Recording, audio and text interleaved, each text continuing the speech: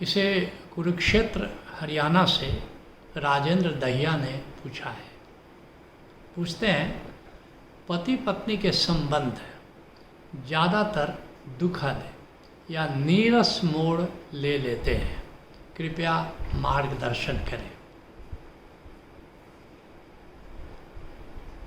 कई कारण हैं और ये तो अनुभव है, तुम सबने देखा है, अपने माता पिता के बीच में देखा है, पति पत्नी के बीच में देखा है।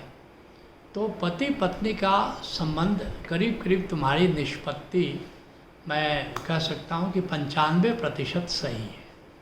5% तो ऐसा नहीं होता, लेकिन 95% ऐसा होता और होता है तो विचारणीय है। ऐसा क्यों होता है? पहली बात, अति परिचय। अति परिचय, कबीर कहते हैं, अति परिचय ते होत है, अरुचि अनादर भाई, मलया गिर की भीलनी या चंदन देत जलाए। जब अति परिचय होता है तो उसके रिजल्ट दो होते हैं। क्या होते हैं? अरुचि हो जाती है एक दूसरे। जब पहली बार किसी से मिलते हो कितना मज़ा आता है, बहुत मज़ा आता है। पहली बार किसी से मिलते हो, मिल करके पहली बार भी छोड़ते हो तो लगता अरे वाह क्या बात है, बड़े प्रभावित हो जाते हो। ऐसे भी जब शादी करने जाते हो या दुल्हन देखने जाते हो, कितना मन में उत्साह है, कितना उमंग है।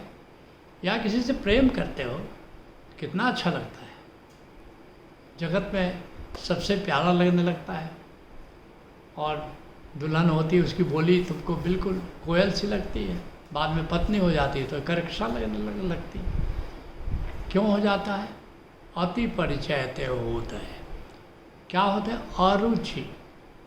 अब उसमें अरुचि पैदा हो जाती है, रुचि नहीं रहती, अब कोई आकर्षण नहीं रहता। आकर्षण हमेशा नए का है। जो भी चीज़ पुरानी हो जाती है उसमें आकर्षण नहीं है। तुम एक नई जगह जाते हो, बड़ा अच्छा लगता है, कितनी हरियाली है, कितना सुंदर है, कितना बढ़िया नज़ारा है, वहीं रहना शुरू कर दो, फिर क्या होता है? वहाँ से अरुचि हो जाती है। केवल पति पत्नी की बात नहीं है, जहाँ भी सानिध्य लंबा खींचने लगता है तुम्हारी अरुचि हो जाती है। पहली बार जब हम लोग नड्डी गए, हिमालय में, धर्मशाला के ऊपर है, 8 किलोमीटर ऊपर है, क्या सामने हिमालय था और क्या बर्फीली चोटियाँ थी, मज़ा आ गया। अपने लोगों से मैंने चर्चा की, अरे वाह क्या सुंदर जगह है, यहाँ तो बिल्कुल रहने का ही मन करता है। अब हमारे मित्र थे, आधार जी थे, उन्होंने चुपके से जा कर के होटल वाले से डील कर लिया कि अब गर्मी भर लीज ले लेते हैं इसको। चलो ले लिया, 3 महीने के लिए 3 महीने के लिए मिलता नहीं, सालों भर लीज ले लिया कि चलो जब गुरुदेव आएंगे तो रहेंगे, बाकी समय अपना होटल हम ही चलाएँगे, कुछ करेंगे।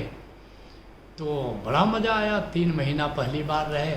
जब 3 महीने, जब 2 महीना शायद रहते थे उन दिनों, मई जून के महीने में, तो अच्छा लगा, वी रियली एन्जॉयड। दूसरे साल उन्होंने पूछा कि क्या करें गुरुदेव, लीज को रिन्यू कर लें? हमने कहा हाँ कर सकते हो, लेकिन उतना मन नहीं हुआ पहली बार जितना था। हाँ कर सकते हो। तो उन्होंने फिर 1 साल और लीज ले लिया। और फिर अगली बार जब 2 महीने के लिए गए, बोले कि चलेगा पर उतना भी अच्छा नहीं है जितना हम लोगों ने सोचा था। और फिर जब तीसरे साल उन्होंने कहा कि अब लीज ले ले, उसको 1 साल और ले ले। हमने कहा अरे अपना माधवपुर बहुत अच्छा है, यहाँ रखा क्या है, अब देख लो। अति परिचय ते होता है, अरुचि अनादर भाई, अरुचि हो जाती। अब जब 2 साल 3 साल, वो भी 7 आदमी 2-2 महीना रह रहे हैं, अरुचि हो गई उस जगह से, अब नई जगह चलते हैं। अब जिस पत्नी के साथ, जिस पति के साथ सालों साल तुम रह रहे हो, अब कितनी अरुचि पैदा हो जाती है एकदम से। पर्सनल स्पेस ही नहीं है तुम्हारा, बस हमेशा एनक्रोचमेंट एक दूसरे के पर्सनल स्पेस में, वो तो पैदा होगी किसी के भी साथ। जब ज़्यादा रहने लगोगे तो अरुचि हो जाती है। दूसरा, अनादर। जब पहली बार किसी से मिलते हो, कितना सम्मान से बात करते हो, लगता है कि वाह क्या बात है, वो भी खुश हो जाता है। कोई गेस्ट आता है, 2-4 दिन के लिए आता है, कितना सम्मान उसका देते हो। लेकिन जब साथ किसी के रहने लगते हो, एक लंबे समय के लिए रहने लगते हो, तो वो सम्मान तुम नहीं देते, तुम्हारे भीतर वो जो रिस्पेक्ट है वो नहीं रह पाता है। तो ये पहली बात ये है कि ये स्वाभाविक प्रक्रिया है। अगर इसको ज़्यादा अगर तुम समझ पैदा नहीं करो, प्रज्ञा पैदा नहीं करो कि ये अरुचि कैसे नहीं हो, कैसे अनादर भाव नहीं हो, तो तुमको कुछ करना होगा। इसलिए तो ओशोधारा में दाम्पत्य प्रज्ञा है कि आओ जरा कैसे हम बराबर एक दूसरे के प्रति रिस्पेक्टफुल रहें, कैसे एक दूसरे में हमारी रुचि पैदा होती रहे, क्या करें, ये सब उसमें बताया जा रहा है। और फिर क्या है कि ये अगर शादी में अधिकतर कई बार ऐसा होता है कि भूत प्रकृति का टकराव हो जाता है, ईगो का क्लैश होना शुरू हो जाता है। भूत प्रकृति, इसको कृष्ण कहते हैं रजस प्रकृति और तमस प्रकृति। रजस प्रकृति क्या है? मैं सही हूँ। तमस प्रकृति क्या है? कि तुम गलत हो, यू आर रॉन्ग। अब बताओ, अगर विपरीत भूत प्रकृति वाले एक जगह जमा हो गए, पति और पत्नी में एक रजस है और एक तमस है, अब वो तो कहेगा कि मैं सही हूँ और दूसरे कहेगा तुम गलत हो। इसीलिए कहा जाए इंटीमेट एनिमीज हो जाते हैं। इंटीमेट एनिमीज मतलब विपरीत भूत प्रकृति वाले लोग साथ साथ रह रहे हैं। तो ज़्यादातर टकराव ईगो के कारण होता है, अहंकार के कारण होता है। ज़्यादातर टकराव विपरीत भूत प्रकृति वाले लोग जमा हो जाए। जैसे दोनों अगर एक ही ग्रुप के हैं, मैं सही हूँ, वो भी मैं सही हूँ, तो दोनों सही हैं। या दोनों ही बी ग्रुप के लोग हैं, बी ग्रुप कहो या तमस प्रकृति कहो कि यू आर रॉन्ग, तुम गलत हो, तो एक बात है जो दूसरे को गलत समझता है वो अपने को भी कहता है कि मैं भी कहीं गलत हूँ, तो बहुत ज़्यादा टकराव नहीं होता है।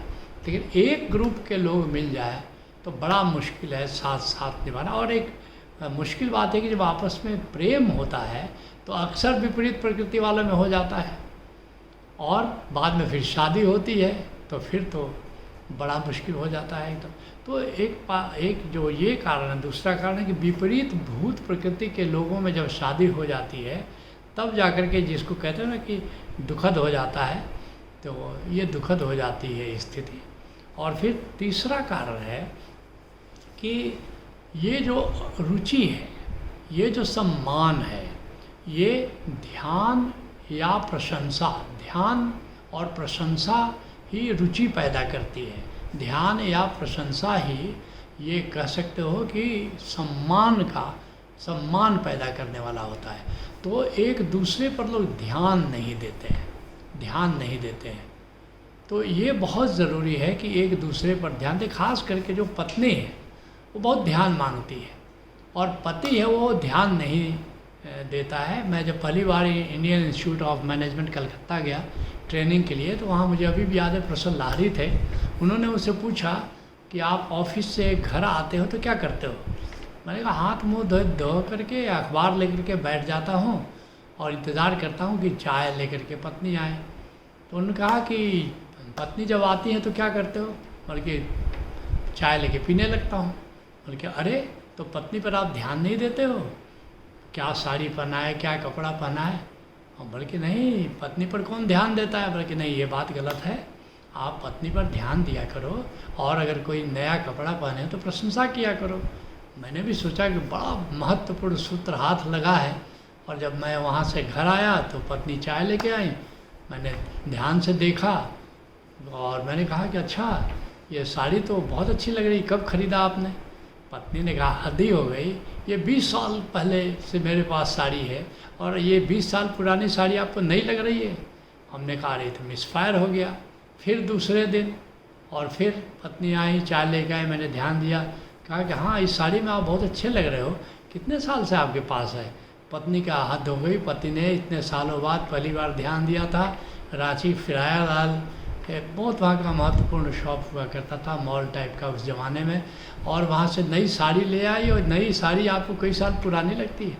तो हम लोग बिल्कुल ही ध्यान नहीं देते हैं और इससे पत्नियाँ बड़ा त्रस्त रहती हैं कि पति ध्यान नहीं देता। मैं दाम्पत्य प्रज्ञा में जब सेशन लेता था तो मैं एक सवाल ज़रूर पूछता था पहले ही सत्र में कि पत्नियाँ बताएं कि जब वो घर से चले थे तो पत्नी कौन से कपड़े पहने थी, क्या रंग था उसका? और मैंने देखा 100% पत्नियों ने बता दिया कि कौन सा कपड़ा पहना था पति और किस रंग का पहने था। और फिर जब पति से पूछा कि कौन सा कपड़ा पत्नी पहने थी जब आप घर से चले थे, तो 90% पति फेल कर गए इस टेस्ट में। तो ये ध्यान देना बहुत ज़रूरी है।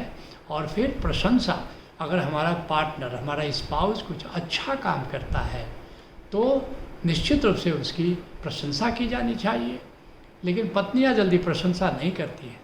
हमने रामायण पढ़ा, महाभारत पढ़ा, अनेक ग्रंथ पढ़े, लेकिन कभी भी नहीं देखा कि सीता ने कभी राम की प्रशंसा की और वेल डन कहा, या द्रौपदी ने अपने पांडव पतियों की प्रशंसा की और वेल डन कहा, नहीं कहा। यहाँ भी हम पूछते हैं तो पति डर के मारे कभी कभी बोल देते हैं, हाँ पत्नी वेल डन कहती है। उनकी कितने साल पहले बोला किया, कितना समय पहले, उसके उनका कोई जवाब नहीं होता। तो ये जो रिकॉग्निशन है एक दूसरे का, ये सम्मान पैदा करती है, ये रुचि पैदा करती है। तो ये बहुत ज़रूरी है कि हम एक दूसरे पर ध्यान दें, एक दूसरे के अच्छे कामों का राइट अप्रिसिएशन करें। और जो कह रहे हो कि ये जो निरस्ता पैदा होती है या दुखद जो परिस्थिति बनती है, इसका एक बड़ा कारण है कि एक दूसरे से सुख की आशा, एक दूसरे से सुख की आशा। जबकि हमारे जो मंत्र कहे जाते हैं, विवाह के मंत्र कहे जाते हैं, तो इसमें बताया जाता है, 7 फेरे लिए जाते हैं कि हम दोनों मिलकर के आनंद की तलाश करेंगे, मोक्ष की तलाश करेंगे। और फिर जो सिख मैरिज में जो 4 फेरे होते हैं वो आनंद कारज जिसको कहते हैं, तो वो तो बिल्कुल आनंद, चारों बार ये आनंद की खोज करेंगे, आनंद की खोज करेंगे। आनंद कारज में ऐसा है। तो ये जो है कि एक दूसरे से सुख की आशा, ये तो कामना है। और कामना जब पूरी नहीं होती तो क्रोध होता है, संताप होता है। तो एक दूसरे से सुख की आशा करने के कारण ही ज़्यादातर ये दुखद स्थिति बनती है या निरस्ता बनती है या झगड़े होते हैं, क्योंकि फिर एक दूसरे पर लोग क्रुद्ध होते हैं कि मेरा पति मेरी ये आशा पूरी नहीं कर रहा। एक पति पत्नी आए और पति ने कहा कि हमेशा लड़ती रहती है, शिकायत में रहती है। मैंने पत्नी से पूछा क्या बात है भाई, क्यों पति से लड़ती रहती हो? बोला कि इन्होंने 16 साल पहले कहा था पहली मैरिज एनिवर्सरी में कि हमको हार दे सोने का बनवा देंगे, तो आज तक बनवाया नहीं। पति ने कहा से मैंने पूछा भाई तुम बताओ क्यों नहीं बनवाया वादा करके? उन्होंने कहा कि पहली बार कुछ मेरे पेरेंट्स को पैसे की ज़रूरत पड़ गई तो वो हमने भेज दिया, और फिर दूसरी मैरिज एनिवर्सरी से 16वें मैरिज एनिवर्सरी तक यही कह रहा हूँ कि हार बनवा दूँ। पत्नी कहती है कि जब उस समय नहीं बनवाया तो अब बनवा करके क्या करोगे? अब लड़ने का उसने मुद्दा ही बना लिया एकदम से। तो ये जो एक दूसरे से सुख की आशा है, नहीं। तो असली बात है ये जो विवाह की संस्था बड़ी पवित्र संस्था है, लेकिन इसमें एक संकल्प लेना है कि हम दोनों मिलकर के आनंद की तलाश करेंगे, और वह आनंद पूरी होती है आत्मज्ञान के साथ। तो एक रिश्तों में रस घुल जाता है, और दाम्पत्य प्रज्ञा में जब आओगे तो बहुत सारे सूत्र आपको प्राप्त होंगे कि ये जो स्थिति बनती है दुखद और नीरस मोड़ ले लेती है, कैसे इसको हम सरस और आनंददायी बना सकते हैं।